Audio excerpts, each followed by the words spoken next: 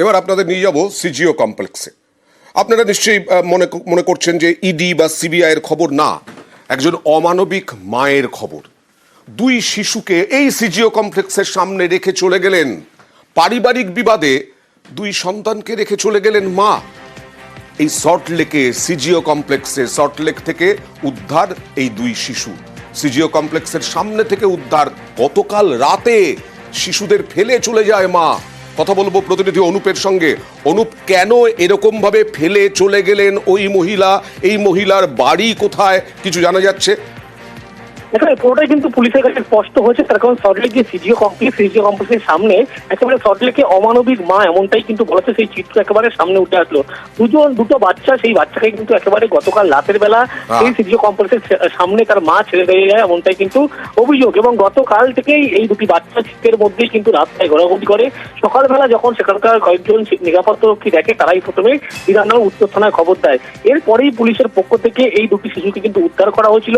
পরবর্তী সময় তাদের বলছি রাতের বেলা এই দুটো শিশুকে ফেলে চলে গেলেন ওই মহিলা, কেন? কি সামনে আসছে? পুলিশের জিজ্ঞাসাবাদ পরিবারের ইতিমধ্যে সদস্যদেরকে ডাকা হয়েছে, যদিও সেই অপর্ণা নায়ক নামে যে মা, তার কিন্তু এখনো পর্যন্ত ইতিমধ্যেই খোঁজ না পাওয়া গেলেও অন্যদিকে তার পরিবারের যেহেতু দুটি বাচ্চার বাবা এবং ঠাকুমা কিছুক্ষণ আগেই তারা থানায় এসেছিলেন। পরবর্তী ক্ষেত্রে পুলিশের পক্ষে জানতে পারছে পারিবারিক একটা বিবাদ ছিল, যার জেরেই গন্ডগোল, সেই কারণেই কিন্তু এমনটা ঘটনা ঘটিয়েছিলেন।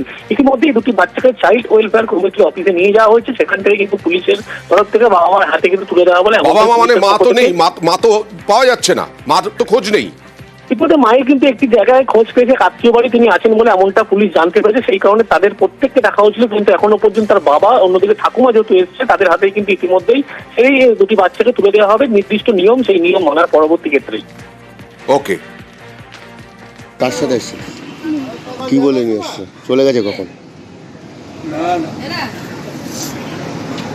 রাতে চলে গেছে? কিছু বলে গেছে?